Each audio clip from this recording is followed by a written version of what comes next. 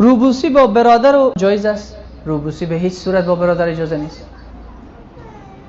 به هیچ صورت روبوسی با برادر اجازه نیست.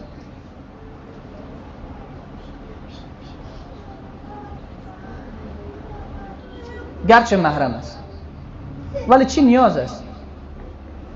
انسان است. امروز که گناه موج میزند، هم پسر آلوده شده هم دختر آلوده شده. این موبایل ها همه را فاسد کرده. دور از خوبا باش. محبت با برادر داشته باشیم، ولی نیاز نیست که هر لحظه خانه داخل شو و دست بده. هر لحظه خانه داخل شو و دست بده. بعضی ها خواهر خود در آغوش میگیرن 4 دقیقه 5 دقیقه. دلا پاک باشه. نه مادر گرامی،